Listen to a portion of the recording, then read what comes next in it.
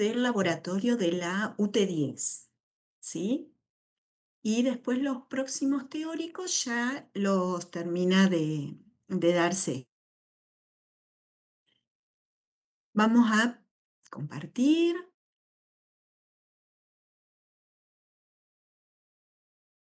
A ver si podemos comenzar.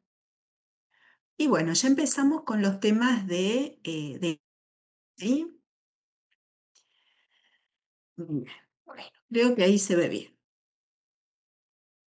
Bueno, ¿qué vamos a hacer en este laboratorio? Ahí ya lo tienen en la guía de actividades. Vamos a hablar de la regulación del volumen y de la osmolaridad del LEC, ¿sí? Tienen la bibliografía, los objetivos y tienen también la descripción del laboratorio, que es lo que ven en el video, ¿sí? Nuevamente hacemos la interpretación de lo que ven en el video del laboratorio. ¿Está? A ver si puedo poner un punterito.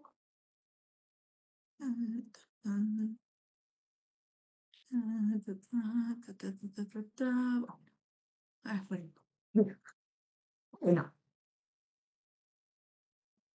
vamos acá. Fíjense que una de las bibliografías es el capítulo 40 del Boron, en donde hace un desarrollo en extenso de la integración del balance de las sales y el agua, ¿sí? Este es uno de los que tienen que leer. Pero fíjense que en este primer párrafo, que es donde habla es donde da la introducción, fíjense que yo les resalté acá dos cuestiones importantes para que tengan en cuenta cuando analicemos este tema. Dice en la introducción de Boron, dos sistemas de control distintos, pero íntimamente interrelacionados, regulan el volumen y la osmolaridad del líquido extracelular, ¿sí? Entonces, ya tengan esa idea, que van a ser dos sistemas diferentes, que van a tener, como dice abajo, sensores distintos, transductores hormonales distintos, efectores distintos, ¿sí? O varios, efectores algunos comunes, pero mecanismos diferentes. Pero sin embargo, estos dos parámetros o la regulación de estos dos parámetros o las relaciones entre estos dos sistemas de regulación está íntimamente relacionada. Entonces, vamos a pasar de uno al otro eh, para poder explicar el cómo, pero a la vez vamos a poder individualizar perfectamente cada uno de los caminos. ¿Está?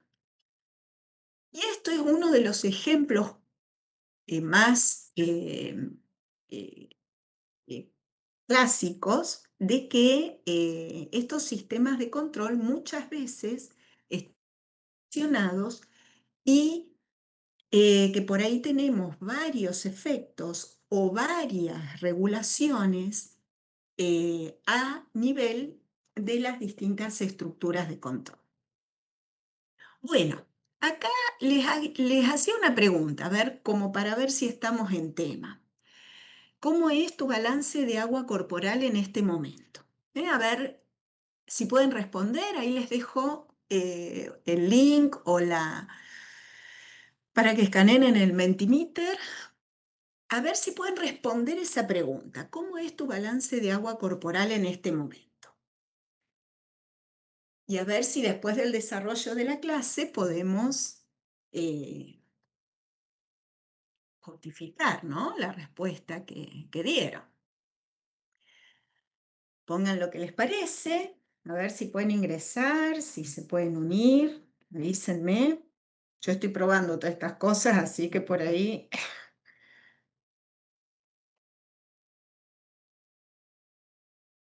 ingresen y vayan votando. A ver, yo voy a ver en mi... Y después ahora hacemos la... A ver si tengo acá, si les puedo ir mostrando. Mira, espere que voy a entrar yo desde acá también, que va a ser más fácil. Ahí, bueno.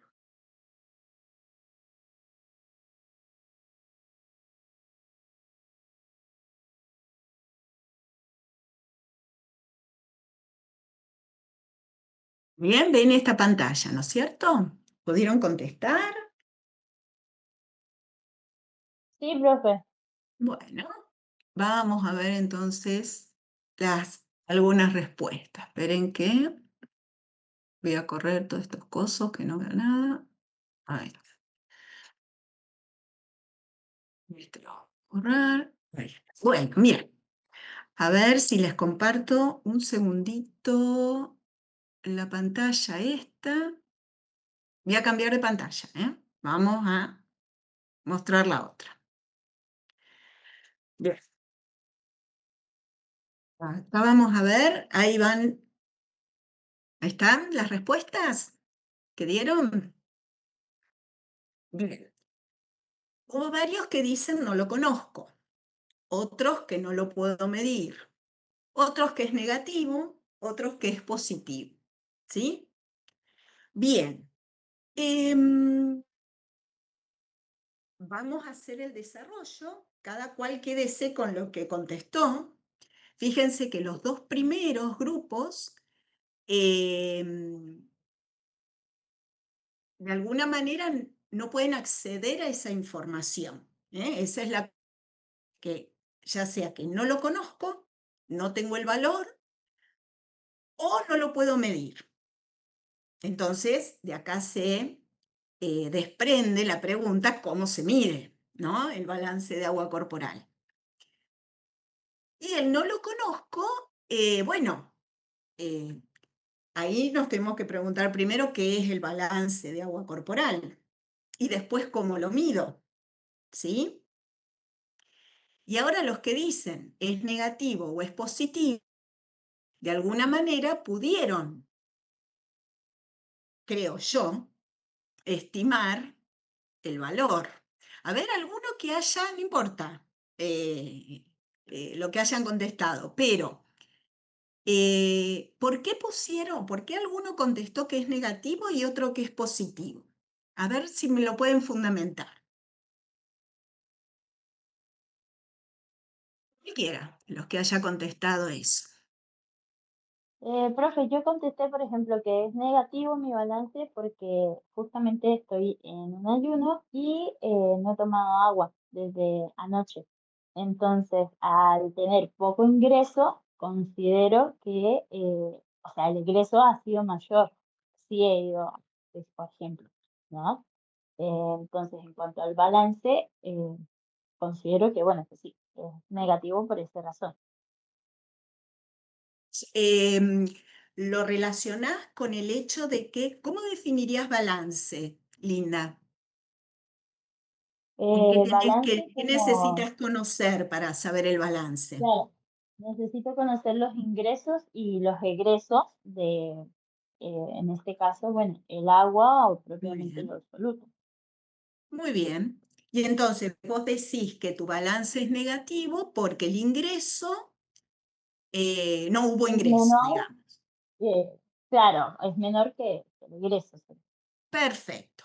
Otra respuesta que justifique un balance negativo, de acuerdo a la definición que dio Linda, que tengo que mirar el ingreso y tengo que mirar los egresos.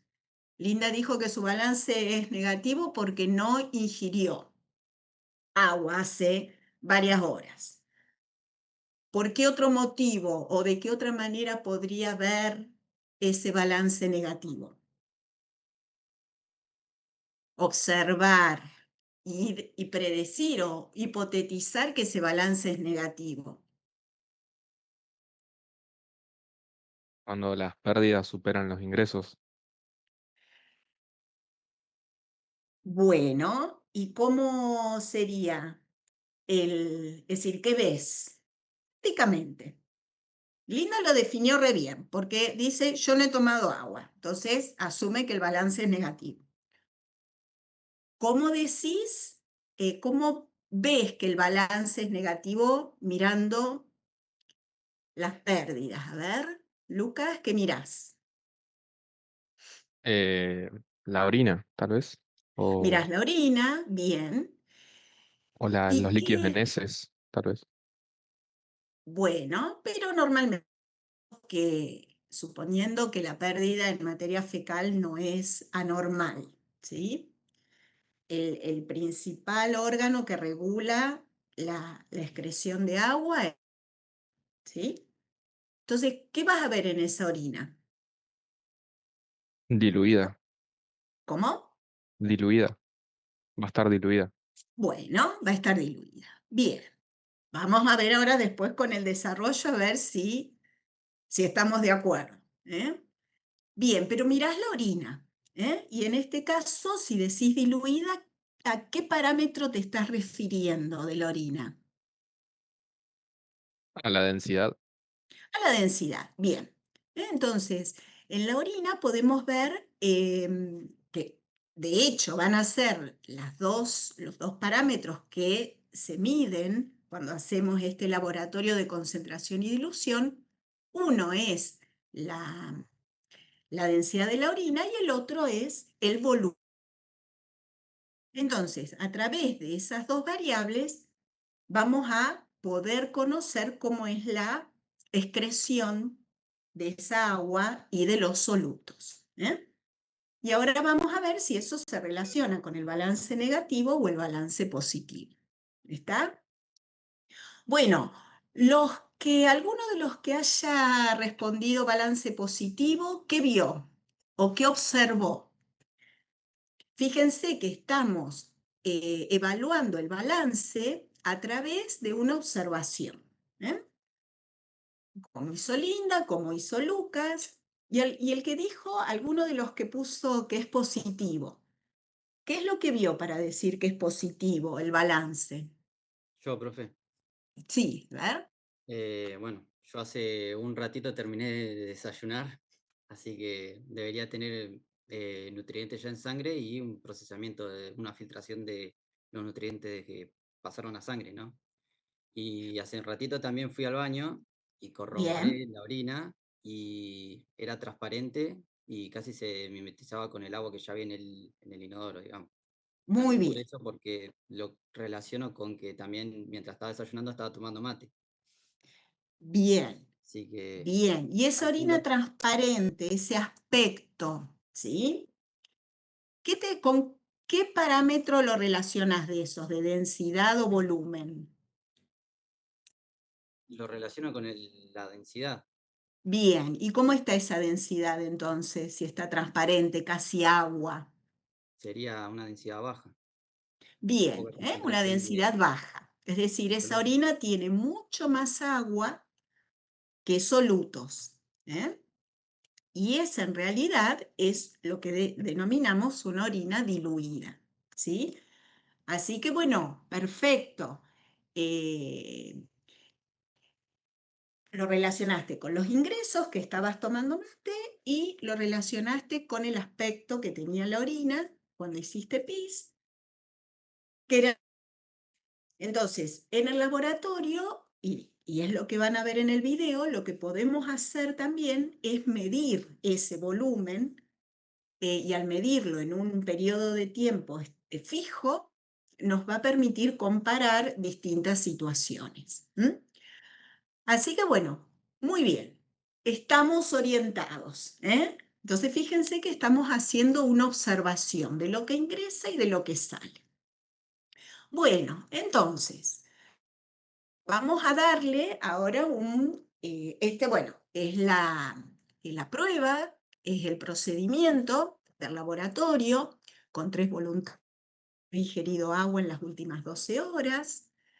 Podría ser el caso de Linda, uno que ingirió agua normalmente en las últimas 12 horas y uno que ingirió 1200 mililitros de agua en los últimos 45 minutos, que puede ser nuestro voluntario Martín, ¿no?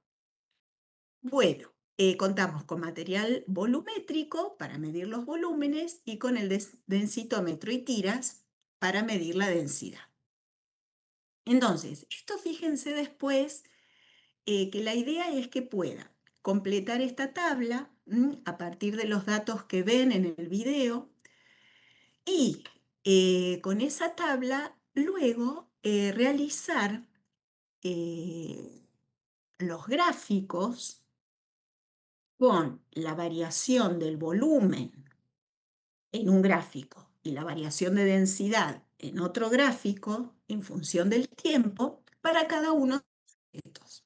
De manera de ver en estos 90 minutos, en esos 3 intervalos de recolección, cómo cambió la densidad y el volumen en cada una de las situaciones. Y eso es una de las tareas que van a discutir durante la clase de trabajo práctico.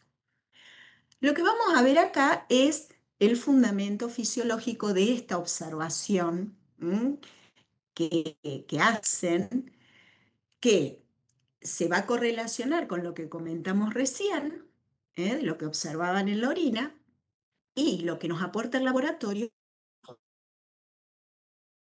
valor tanto de orina como un valor medido de densidad. Entonces podemos hacer un análisis un poco más detallado, más objetivo de la situación. Bien, entonces, volumen y densidad es lo que vamos a medir y vamos a elaborar una hipótesis con el individuo que no ha ingerido agua en las últimas 12 horas. Ese individuo, que sería el caso de Linda, va a excretar una orina que va a tener, ¿cómo va a ser esa orina entonces? Si no ingirieron agua en las últimas 12 horas. Bajo Más volumen concentrada, claro, y concentrada, es decir, la densidad va a ser alta o baja. Muy bien. Entonces, estas son las características de una orina cuando hay un balance negativo de agua, ¿sí? Cuando no se ha ingerido agua en las últimas 12 horas y como sigue habiendo pérdidas que uno no puede controlar por la respiración, por la piel, entonces el organismo comienza a tener un balance negativo y terminar haciendo o generando una orina de bajo volumen y alta densidad. Lo que es lo mismo en una orina concentrada. Lo que vamos a tratar de explicar es cómo se produce esa orina concentrada, ¿sí? Pero estamos ubicados en la situación fisiológica. Fíjense que nos pasa a todos esto. Y sin embargo, ahora vamos a ver que hay un montón de procesos en el medio. Bien. Fíjense que hablamos de la orina. Si vuelvo atrás, ¿cómo se produce una orina concentrada? Vamos a explicar o vamos a tratar de dar respuesta a esa pregunta. Y yo me estoy concentrando en la orina, estoy observando la orina o estoy analizando la orina. Pero esa orina es el producto, ¿sí?, de la regulación.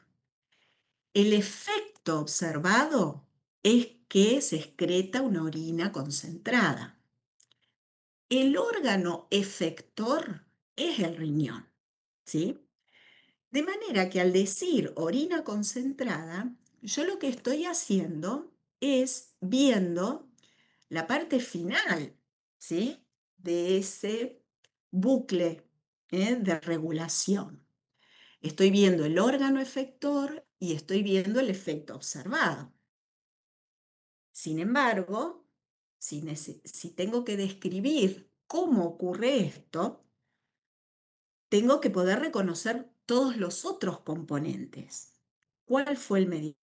En este caso es un mediador químico, pero la respuesta podría estar mediada también por vía nerviosa. ¿Cuál es el receptor y cuál es el estímulo que llevó a que finalmente el riñón generara una orina concentrada? ¿Sí? ¿Estamos ubicados? Cómo tenemos que volver a este bucle de retroalimentación.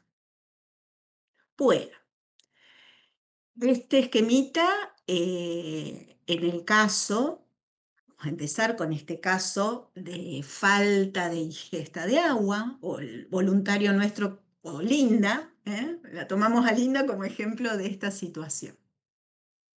Ante una falta de ingesta de agua, fíjense que abrí el gráfico en dos direcciones, porque esa falta de ingesta de agua se va a traducir en el cambio de dos parámetros. Se va a generar un aumento de la osmolaridad plasmática, ya que osmolaridad son los osmoles totales dividido el volumen, y si hay menos volumen en ese líquido extracelular, la osmolaridad aumenta, ¿sí? Y por otro lado, va a haber también una disminución del volumen circulante. Y a esto es a lo que me refiero cuando el introducción son dos sistemas distintos. Entonces, no perdamos de vista que al cambiar la disponibilidad de agua en el líquido extracelular, estamos moviendo dos parámetros, la osmolaridad y el volumen. Cuando hay un aumento de la osmolaridad debido a esta falta de ingesta de agua, ese aumento o ese estímulo va a ser detectado por receptores específicos que son los osmorreceptores en el hipotálamo. Y ese estímulo detectado por los osmorreceptores se traduce luego en acción de la neurohipófisis para la liberación de hormona antidiurética o vasopresina. La magnitud de esa respuesta, ¿sí?, va a tener que ver con la magnitud de esta falta de agua. Entonces, fíjense que este gráfico muestra los niveles de hormona antidiurética o vasopresina en función del aumento de osmolaridad o de la disminución del volumen. Están puestas las dos variables. Y en esta situación nos estaríamos moviendo en esta zona del gráfico. ¿Está bien?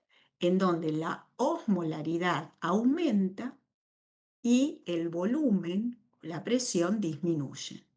¿Está bien? ¿Me siguen? De manera que ante pequeños, ¿sí?, es decir, pequeños cambios del volumen, ya vamos a ir teniendo aumentos importantes de hormona antidiurética, ¿sí? Lo mismo, bueno, la presión va en el mismo sentido. ¿Está? Ahora después vamos a volver a este gráfico. Bien. Entonces, ¿cómo es que se detecta ese cambio de osmolaridad? Fíjense que el estímulo, el cambio inicial fue una falta de agua. Esa falta de agua genera que una variable física como la osmolaridad aumente. Y hay receptores específicos para la osmolaridad que van a detectar ese aumento. Los más importantes con los que rápidamente generan una respuesta son los osmorreceptores centrales. Y esos osmorreceptores centrales están ubicados en regiones en donde no hay barrera hematoencefálica. Entonces, acá principalmente vamos a tener el órgano vasculosum de la lámina terminal, el órgano subfornical, como lugares en donde se sensa ese aumento de osmolaridad. También está este núcleo preóptico mediano, que puede actuar como detector de osmolitos, especialmente de sodio. Y fíjense que estas tres estructuras, pero si quieren lo simplificamos con el órgano vasculoso de la lámina terminal, este es el que detecta el aumento de osmolaridad y este es el que se comunica con el núcleo supraóptico y paraventricular, que es donde están los cuerpos neuronales de las neuronas que van a liberar la vasopresina. ¿Sí? ¿Me siguen? En este otro modelo se ve con un poquito más de detalle la interrelación entre estos osmoreceptores y otras estructuras dentro del hipotálamo y por fuera del hipotálamo. Y fíjense que bueno, acá está el órgano subfornical que actúa como osmoreceptor, pero también es una región que tiene, ahora lo vamos a sumar, ahora lo vamos a ver.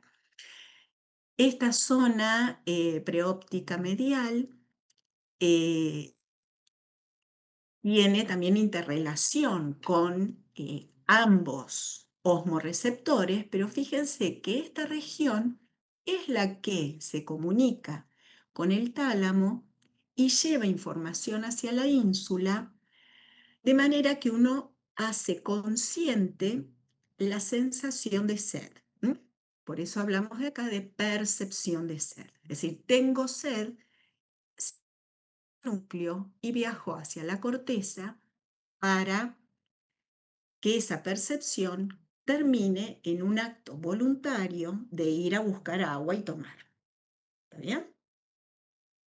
Después, este órgano vasculoso de la lámina terminal, digamos que es el osmoreceptor eh, típico, ¿sí? Con función osmoreceptora exclusiva. Y ese es el que se comunica con las neuronas del núcleo supraóptico y paraventricular que van a liberar vasopresina, pero que también liberan oxitocina. Bien, y hay otro núcleo entre medio que, bueno, acá no lo muestra porque no sensa directamente los osmoles, que es el núcleo supraquiasmático, que tiene que ver con la detección o la sincronización de los ritmos biológicos y que de alguna manera modula la respuesta de estos osmorreceptores y de las neuronas hipotalámicas. Para que vean cómo se van interrelacionando las señales a nivel central. Y si nos ponemos a ver en detalle cómo es que funciona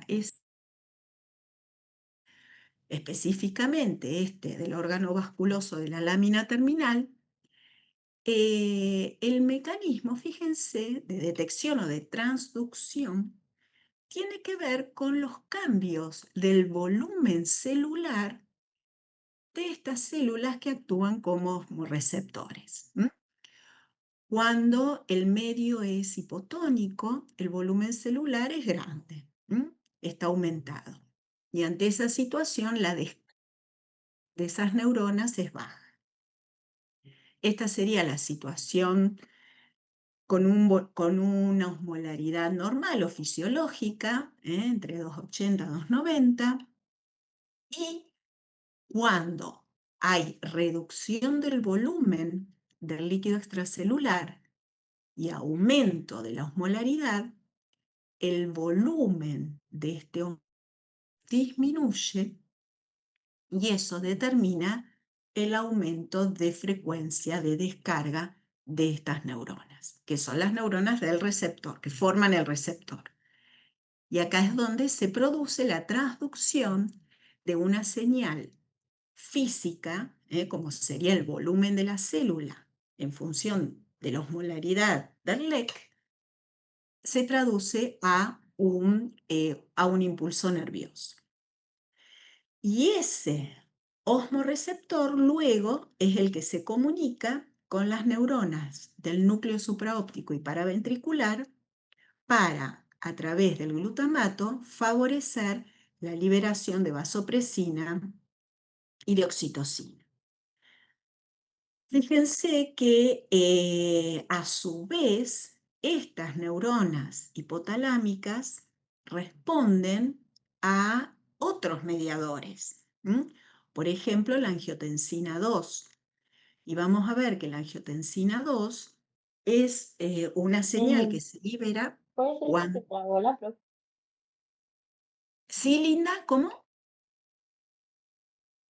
¿Linda? Perdón. Bueno, ¿sigo? Bien. Esta angiotensina 2, que vamos a ver que se va a liberar cuando hay una disminución del volumen plasmático, refuerza la liberación de vasopresina, generando esta señal sobre la célula hipotalámica y generando una regulación de esa sinapsis a nivel de la célula del núcleo supraóptico, ¿sí? Y paraventricular. Fíjense acá, la liberación de óxido nítrico determina que se siga favoreciendo glutamato en la sinapsis para que haya más liberación de vasopresina, mientras que en las neuronas que producen oxitocina, esa misma angiotensina favorece la liberación de un endocannabinoide que va a disminuir la liberación de glutamato en esa sinapsis. Entonces, fíjense cómo este osmorreceptor que está trabajando con una frecuencia de descarga, luego es regulado localmente a nivel de cada una de las sinapsis por otras señales que pueden estar influenciando en ese lugar. Bueno, para que empiecen a ver la interrelación de señales y respuestas se va complejizando, se van sumando. ¿Está? Bueno, entonces, el osmorreceptor de la lámina terminal detecta el aumento de osmolaridad a través de una disminución del volumen celular. Eso hace que esos osmorreceptores aumenten la de descarga del glutamato y ese glutamato sobre las células del núcleo supraóptico y paraventricular hace que se libere vasopresina a la circulación. ¿Estamos con esa? Bien. Esa vasopresina luego entonces va a actuar sobre el efector, ¿sí? Y el efector principal de la vasopresina es este efecto de la regulación de la osmolaridad es el nefrón. En el nefrón, fíjense que acá se muestran los 3 lugares donde esa vasopresina o esa antidiurética tiene el efecto. En el asa ascendente gruesa, en el túbulo distal y en el túbulo colector. Asa ascendente aumenta la expresión de la sodio-potasio ATPasa y de los contrasportadores sodio-potasio-cloro, que son los que permiten mover sodio, potasio y cloro hacia el intersticio.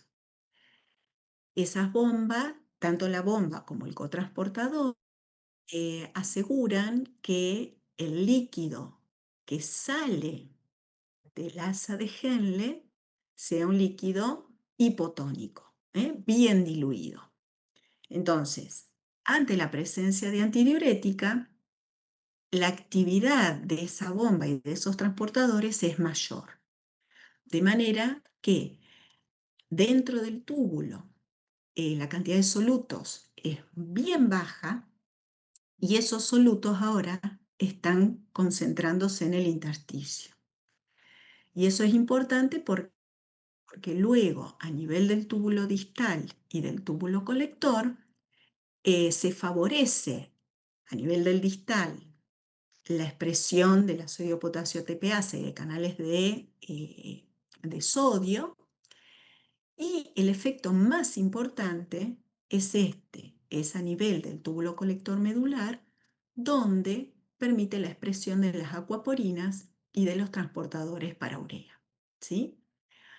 Al expresar las acuaporinas y los transportadores de urea en esta porción del túbulo colector, que normalmente es impermeable, se va a producir el movimiento de agua desde la luz del túbulo hacia el intersticio. Lo mismo con la urea, desde la luz del túbulo hacia el intersticio. Y ese movimiento de agua es lo que asegura que el agua quede retenida en el intersticio y luego va a pasar a los vasos rectos que van acompañando esos segmentos tubulares. ¿Sí? Fíjense cómo, acá a lo mejor lo podemos ver mejor en este gráfico, a nivel del asa ascendente de Henle, sodio y cloro, se favorece su reabsorción, y luego a nivel del distal y del colector, lo que predominantemente se reabsorbe es agua. ¿Sí? Se reabsorbe agua y quedan los solutos a nivel tubular. ¿Sí? Al quedar los solutos en el túbulo, esto genera una gran osmolaridad urinaria que a su vez es nuevamente la combinación de solutos totales con volumen de agua. El volumen de agua ha disminuido porque se ha reabsorbido gran cantidad de agua y los solutos están aumentados. Esta excreción de una orina con alta osmolaridad contribuyó a restablecer el volumen de agua en el líquido extracelular para que la osmolaridad plasmática vuelva a estar dentro de la normal. ¿Sí? Fíjense que acá, bueno, nuevamente los efectos por acción de la antidiurética, aumento de la permeabilidad del túbulo colector al agua y a la urea, ese es el principal efecto, con reabsorción de agua y urea, disminución del volumen de agua excretado y aumento de la densidad urinaria. ¿Sí? Estamos hasta acá, que es el principal efecto de antidiurética en el nefrón. Bueno.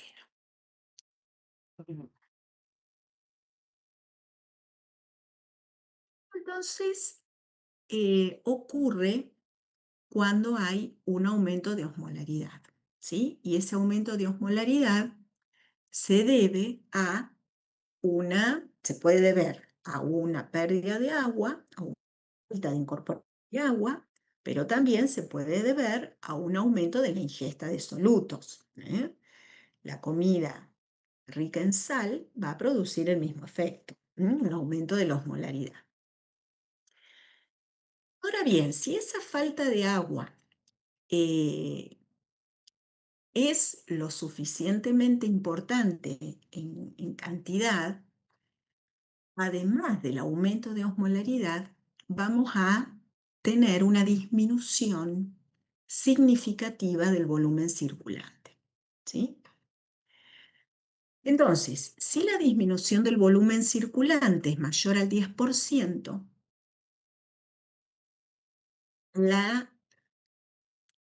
es decir, el aumento de osmolaridad ya se produce igualmente. Pero si esa falta de agua es lo suficientemente intensa y sobrepasa este 10% de cambio, se van a agregar otras señales sobre el hipotálamo, además de esa señal proveniente de los osmoreceptores. ¿Me siguen? Y esas señales sobre el hipotálamo van a llegar desde, bueno, receptores o mecanorreceptores de baja presión, varoreceptores de alta presión y a través de la liberación de renina de las células mesangiales renales. Fíjense, cuando disminuye el volumen circulante, hay varoreceptores, mecanorreceptores de alta presión y de baja presión que normalmente están monitoreando en todo momento el volumen plasmático. Entonces, al haber una disminución de volumen, hay menor distensión de esos mecanorreceptores de baja presión, que son, por ejemplo, los que están en la aurícula, ventricular, los de la y ventrículos cardíacos. Hay menor descarga de los varoreceptores, que son los que se encuentran en el seno carotídeo y callado aórtico.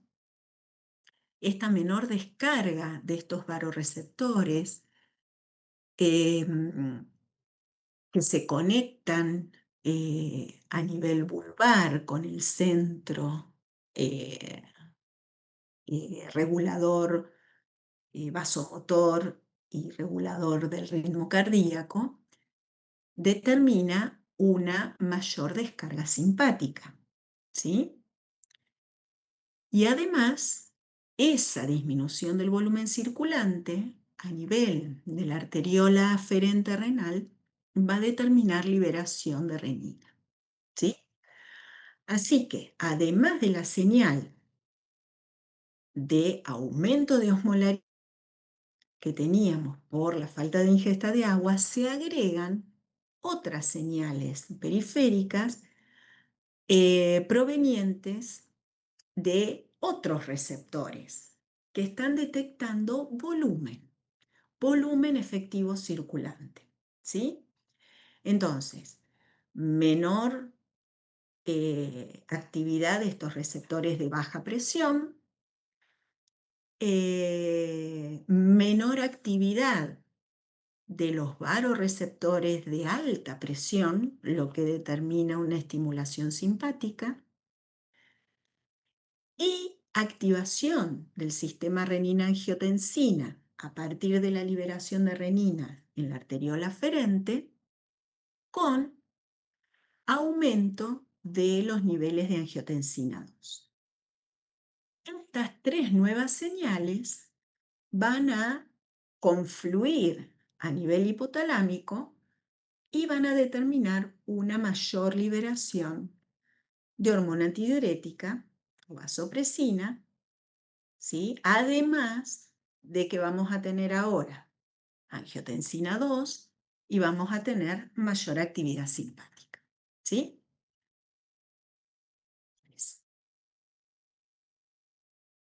Tienen que correr esto un poquito por acá. Bien. Vamos con ese sistema renina-angiotensina-aldosterona. Este se activa cuando hay liberación de renina. Es decir, la renina es el mediador químico que determina que ese sistema está activado. Y esa liberación de renina se da por tres estímulos. Estimulación simpática, ya que estas células granulares en la arteriola aferente tienen una rica inervación adrenérgica y como a nivel vulvar está llegando menos frecuencia de descarga de los varoreceptores, hay estimulación simpática. Entonces, ya esa estimulación simpática determina liberación de renina. El segundo efecto es un efecto directo de ese volumen o de esa presión hidrostática o la aferente que determina también liberación de renina. Y un tercer mecanismo que tiene que ver con los niveles de cloruro de sodio tubulares que cuando disminuyen a nivel del líquido que llega a la mácula densa, es decir, entre la salida de la rama ascendente de Henle y el túbulo distal, las bajas concentraciones de cloruro de sodio en el líquido tubular también hacen liberar renina.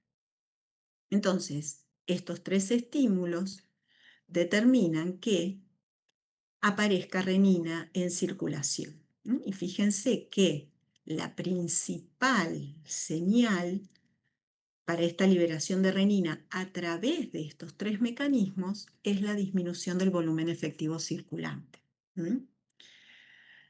Bien, esa liberación de renina, entonces, la renina es una enzima que convierte el angiotensinógeno proveniente del hígado en angiotensina 1.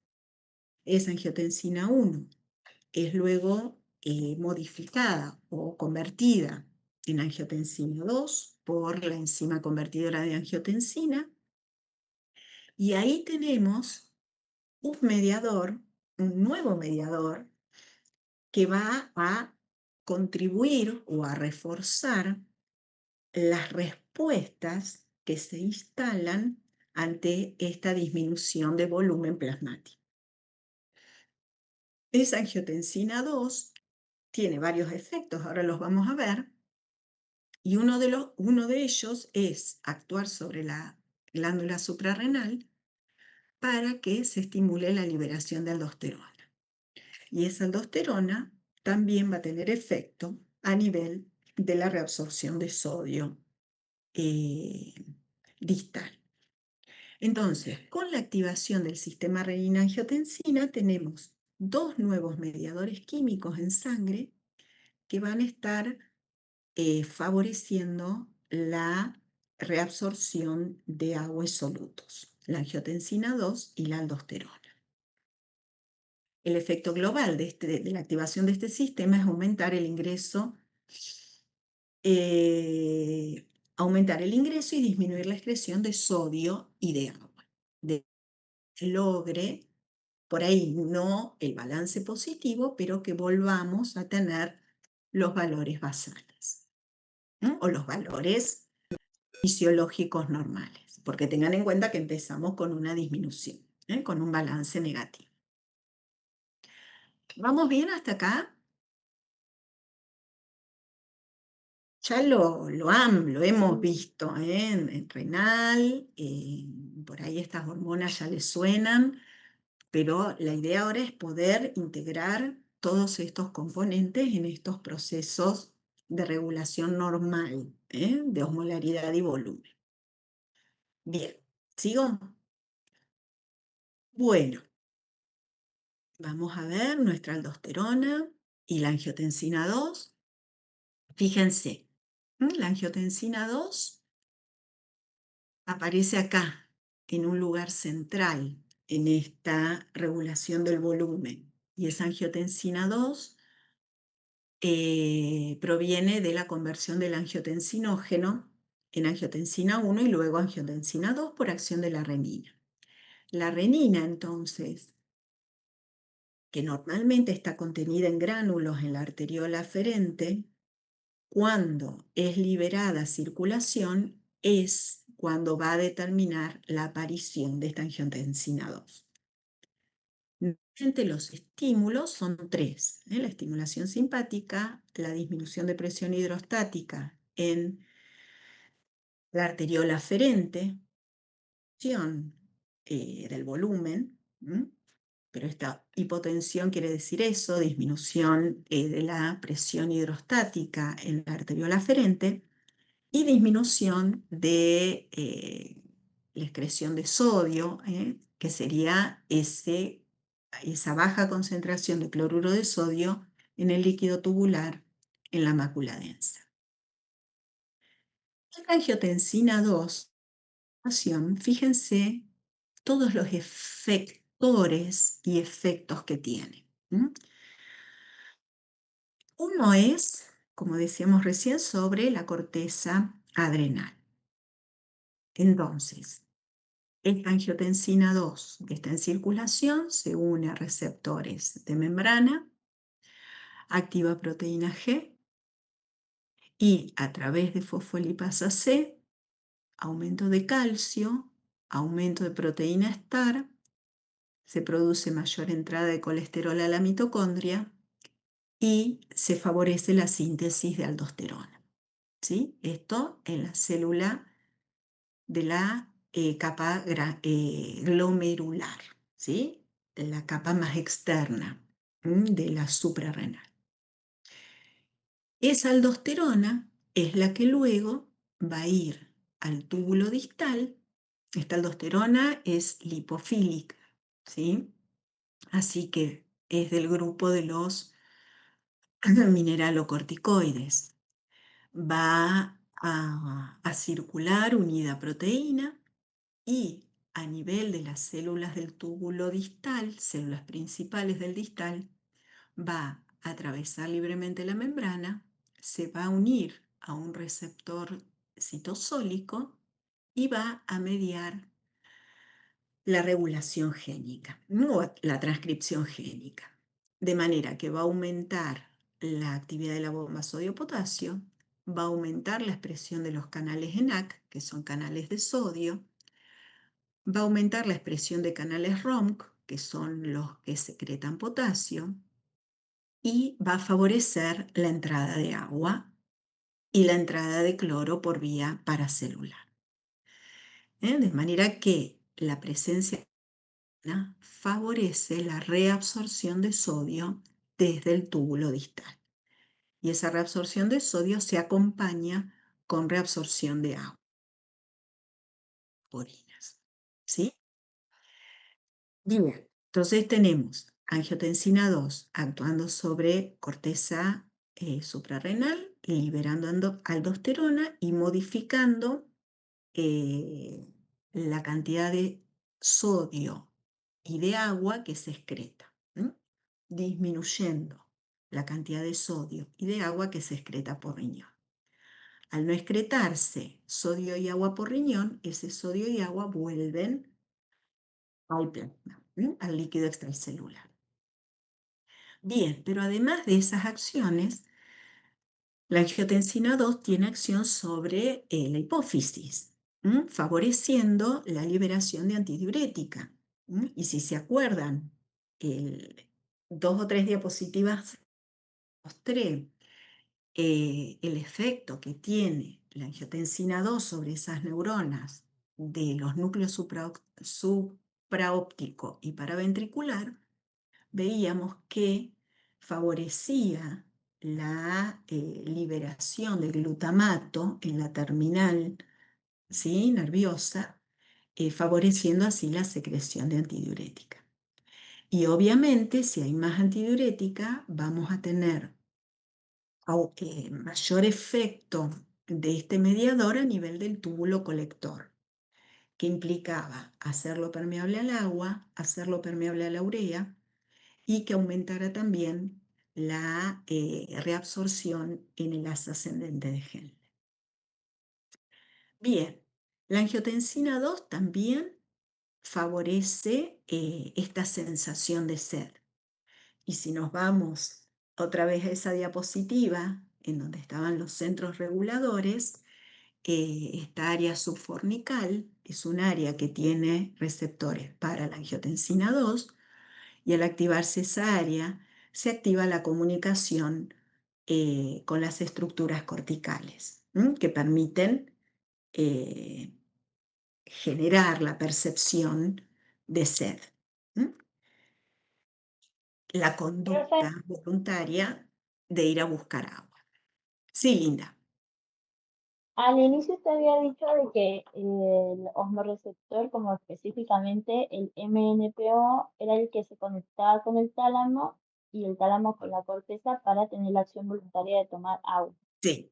Eh, es como que lo tomo como que, o sea, yo sé que no son lo mismo, pero cumplen la misma función también con el SFO, Claro, sí, es como que en un lugar se estaría el complementan. receptor, claro, y igual después se comunican y pasan por el núcleo mediano, preóptico mediano. Perfecto, Y bien. en otro, como que, viste, van empezando a encontrar más evidencia, ¿no? Pero podés indicar que en el hipotálamo ocurren las dos cosas, que sensan pero para angiotensina 2 que la sensa directamente, y se permite activar esa vía de comunicación con la corteza, a través del tálamo. Bien. Bien, Y después, fíjense, acá hay otros dos efectos que tienen que ver angiotensina, con la generación de esa vasoconstricción y con un mecanismo trófico sobre los vasos y sobre el músculo cardíaco, que son explicados también a través de estos receptores para angiotensina 1 y otros efectos, los tróficos más que nada, a través de otros receptores como puede ser angiotensina 2. El tema es que, fíjense, esta otra imagen que les muestro acá, y esto por ahí tuvo mucho auge ahora con el tema del COVID, cuando se vio que el COVID entraba a través del receptor de angiotensina, que son, tanto la angiotensina 1 como la angiotensina 2 sufren posteriores modificaciones enzimáticas, dando otros péptidos similares a la angiotensina, pero con distinta potencia sobre los distintos receptores. De manera que estos receptores para angiotensina 2, que de alguna forma favorecerían la vasodilatación y inhibirían esa hipertrofia vascular y cardíaca, están activados principalmente por un producto de degradación de esta angiotensina 2, que es la angiotensina 1,7, ¿sí? Hay otros receptores también descriptos que, bueno, van a tener distinta potencia respecto a estos productos de degradación. Esto está muy desarrollado a nivel farmacológico, tanto diseños de inhibidores de receptores específicos para disminuir estos efectos vasoconstrictores o hipertróficos, o bien para favorecer la conversión de estos péptidos en sus formas de degradación que también tienen cierta actividad sobre los receptores. Pero bueno, nosotros en fisiología nos vamos a quedar nada más con los efectos de la angiotensina 2 sobre receptores de angiotensina 1 preferentemente, que son los que median ese efecto vasoconstrictor que va a contribuir a normalizar la hipotensión secundaria a la disminución del volumen, ¿sí? Bueno, esto con respecto a angiotensina 2 y aldosterona. A ver qué más queda. Bueno, y esto un poquito para volver a retomar el mecanismo global, o acción orgánica. Fíjense, hablamos de la homeostasis de la presión y el volumen. En realidad estamos hablando de homeostasis del volumen y secundariamente a eso vamos a tener una disminución de la presión. Si esto se modifica o hay un disturbio en ese volumen, se van a instalar varias respuestas en forma simultánea. Activación simpática, liberación de renina con aumento de... Y esto va a contribuir a la liberación de hormona antidiurética, de aldosterona, de la sensación de sed y eventualmente, si esa disminución de volumen afecta la perfusión por el grado, por ser extrema, esa falta de oxígeno tisular puede activar también a nivel renal la liberación o la proyetina, favoreciendo la formación de glóbulos rojos.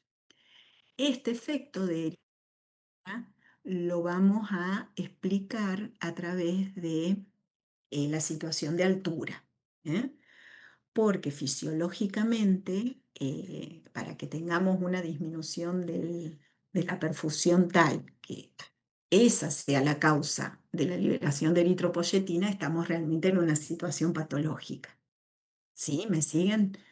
Entonces acá lo que tratamos de analizar es una disminución del volumen del líquido extracelular por falta de ingesta de agua durante una noche, por ejemplo, o un exceso de ingreso de agua o una hidratación como pudo haber sido Martín tomando mate. ¿Está? Esto ya, para que la disminución de volumen genere estimulación de eritropoyetina, ya pasa a ser un estímulo excesivo y ya nos vamos a lo patológico. Así que lo vamos a ver relacionado a la altura, que es un proceso un poco más normal, más fisiológico. ¿Se entiende? Bueno, pasamos a la otra situación. ¿Alguna duda hasta acá? ¿Alguna pregunta? Bueno, vamos a la otra situación entonces. Es que el individuo ha ingerido los 1200 mililitros de agua en los últimos 45 minutos, va a excretar una orina, como dice Martín, transparente. Esa orina implica que tiene alto volumen y baja densidad, ¿sí? La pregunta es, ¿cómo se produce esa orina diluida? Entonces, nuevamente, la orina diluida, estoy viendo ya el efecto, estoy viendo el resultado. Pero antes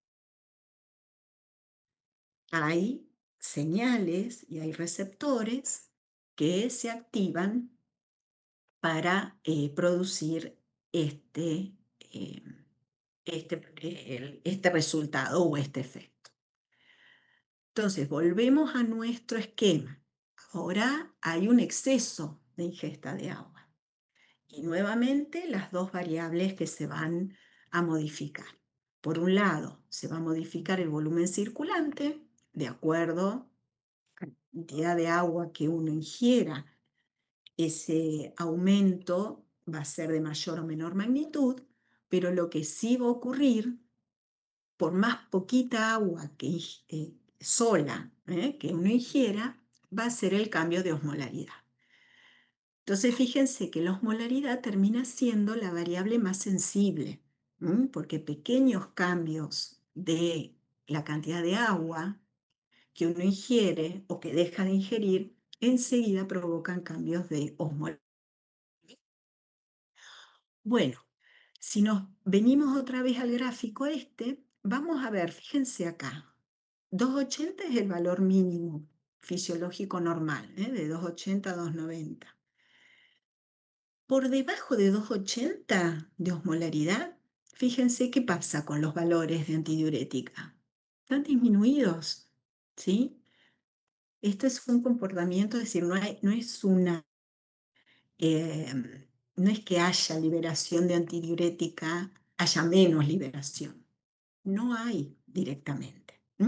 Entonces podemos decir esto, hay cese de la liberación de antidiurética por la neurohipófisis por debajo de 280. No hay antidiurética circulante. ¿Sí?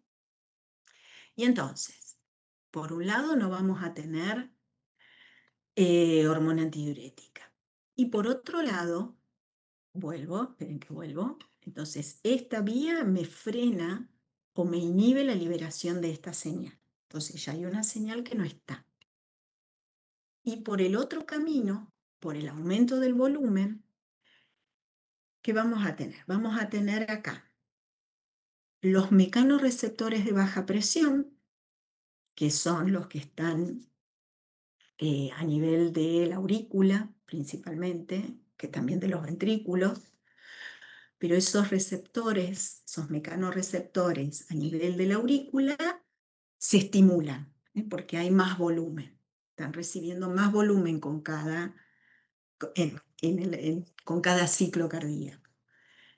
Y esa distensión va a determinar la liberación del péptido natriurético auricular. Un péptido liberado por la aurícula. en respuesta al aumento de volumen, ¿sí? Los receptores de alta presión, callado aórtico, seno carotidio, aumentan la descarga de glutamato del núcleo del tracto solitario. Y en ese núcleo del tracto solitario, esta mayor frecuencia de descarga de los varoreceptores determina una fuerte inhibición del sistema simpático. Lo contrario a lo que se producía antes, la situación. Pero además, esta alta presión hidrostática en la arteriola renal y el alto contenido de cloruro de sodio en la mácula densa, la liberación de renina. Y al no haber renina, no voy a tener angiotensina 2 ni aldosterona, porque eran consecuencia de la liberación de renina.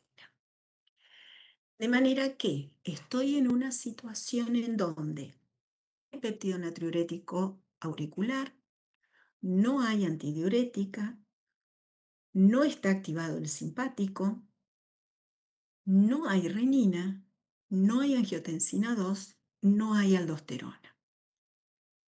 Toda esa combinación de señales determina que tanto el túbulo distal como el túbulo colector se mantengan impermeables al agua y a los solutos. ¿Qué solutos? Urea y sodio principalmente. Que haya una excreción de un gran volumen de agua con pocos solutos, que es lo que vemos reflejado en esa orina transparente, ¿sí?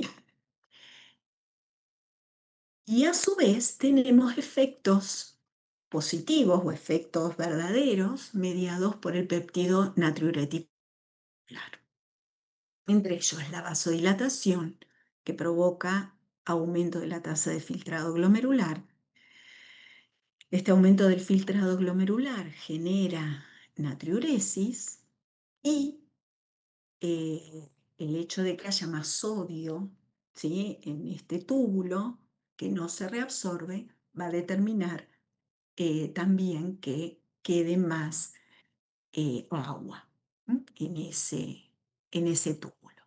De manera que se favorece también la diuresis.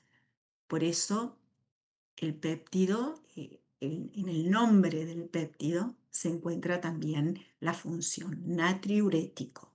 Aumenta la excreción de sodio y aumenta la excreción de agua, aumenta la diuresis.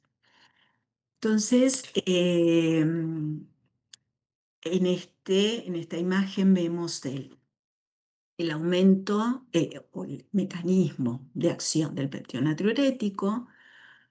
También hay varios receptores, algunos de los cuales tienen que ver con los productos de degradación y su internalización para degradarse. Los efectos estarían mediados a través del péptido natriurético tipo A, que activa una guanilciclasa. Aumenta GMP cíclico y los efectos están mediados por este aumento de GMP cíclico en todos los efectores que vamos a analizar, básicamente en las células musculares lisas de las arteriolas y en las células tubulares. Entonces, fíjense en este modelo que está acá. En efecto, sobre los receptores de volumen atrial y ventricular del aumento de líquido extracelular determina la liberación del péptido, ¿sí?, que sería lo que estamos analizando ahora.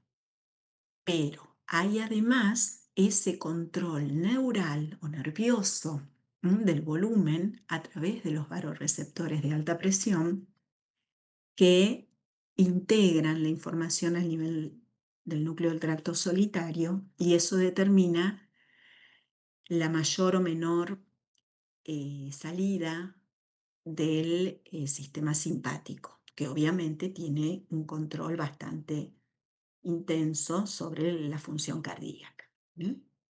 Así que este sería el control nervioso, ¿sí?, de la función cardíaca según el volumen circulante que haya, que sería vida ante aumentos o disminuciones de la presión arterial.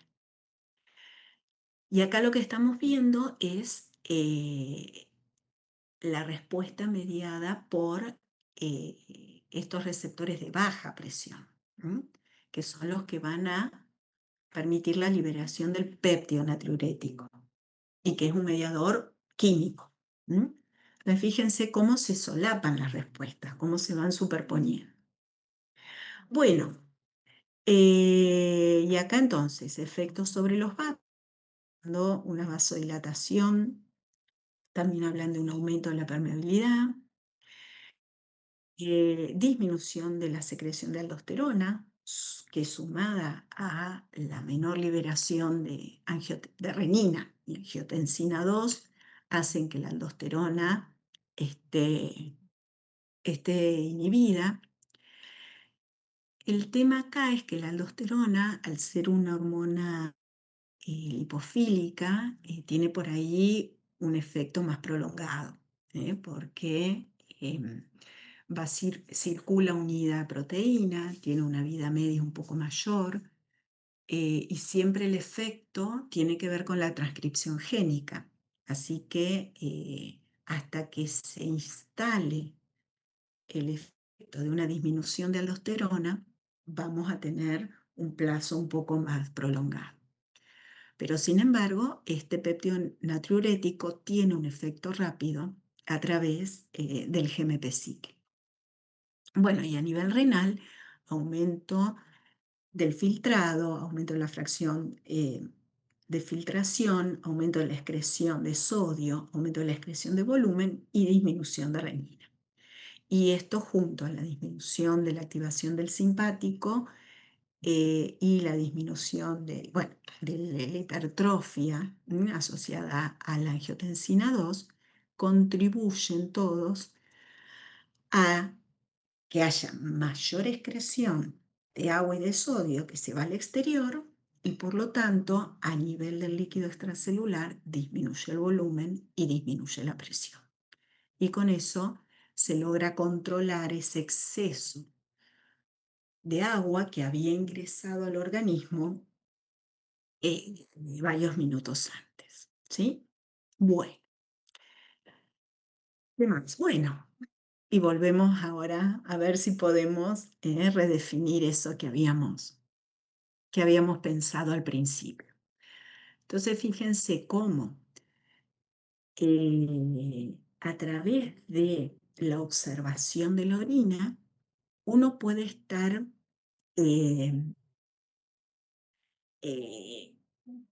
analizando en forma grosera cómo está el líquido Profe, extracelular, ¿sí?, en un individuo. Sí, Dayana. Dayana, sí. creo que dejó de compartir pantalla. Sí, Dayana fue. Sí, Ah, ahí bien. ya terminamos. Ya esa era la última, era volver un poquito por ahí a la situación original que habían pensado ustedes cuando dijeron ahí que no lo conozco, el balance. Fíjense cómo ahora pasan un montón de cosas en el organismo, intervienen un montón de señales, intervienen un montón de estructuras y procesos, pero sin embargo, el principal efector es el riñón. Y entonces, analizando la orina u observando la orina, uno puede hipotetizar, uno puede predecir cómo está ese líquido extracelular, a grandes rasgos, ¿no sé? Si hay un exceso de agua o hay un déficit de agua, de acuerdo a si la orina que se está produciendo es concentrada o es diluida. Obviamente que después, analizando los volúmenes y teniendo un registro de la densidad, uno puede hacer estas curvas, que es lo que por ahí queremos que hagan para tener una representación gráfica de ese cambio en función del tiempo y que vean cómo responde el riñón a todas estas señales que aparecen o desaparecen en sangre, ¿sí? Y después la guía tenía, bueno, está la segunda parte del trabajo práctico que van a hacer. Uno tiene que ver con estas gráficas y poder explicarlas, ¿no? Y para explicarlas van a tener que usar un poco esta cuestión bibliográfica o estos mecanismos que acabamos de detallar. Y después tienen una aplicación con el uso de las sales de rehidratación oral. A ver por qué ese tratamiento permite mejorar el déficit del LEC, de volumen del LEC. ¿Sí? Así que esas son las actividades que les proponemos para integrar la regulación del volumen y osmolaridad plasmática. Pero bueno, miren también el boron, que está lindo, están lindos los gráficos y demás. Y bueno, ya estamos medianamente en regulación de la presión arterial, ¿sí? Así que volvemos a esos temas. Bueno, ¿alguna duda, pregunta? Nos extendimos bastante, ¿eh? Muy bien. Profe, cuando nos preguntan acerca de la regulación de la osmolaridad y el volumen, y propiamente hablando del balance de sodio, tipo, tendríamos que explicar todo lo que vimos hoy, ¿cierto? No es que lo puedo separar, por ejemplo, y hablar Claro, solo y no de lo vas a poder separar. las dos cosas. Bien, Están las dos cosas. Lo que sí los podés explicar en forma independiente. Es decir, la osmolaridad la sensa el osmorreceptor. claro, El sí, volumen lo sensa el mecanorreceptor. ¿Sí? Es decir, los dos caminitos están bien delimitados, pero se mezclan. Es decir, están relacionados entre sí. Pero ustedes tienen que tener en claro cuál es la señal para cada estructura y cuál es el mediador que se libera y cuál es el efecto que genera sobre el riñón. ¿Sí? bien, gracias. Bueno, a veces en el programa lo ponemos como un aumento o una disminución del líquido extracelular por debajo o por encima del 10%. Entonces, cuando es por debajo del 10% es un cambio pequeño, en donde por ahí los mecanorreceptores todavía no sensan esa diferencia. Y entonces el estímulo se traduce en un cambio de osmolaridad, nada más. Pero si el cambio de agua es mayor, ahí ya tenemos que agregar también un cambio de volumen como señal. ¿eh? Muy bien. Bueno, bueno. Profe,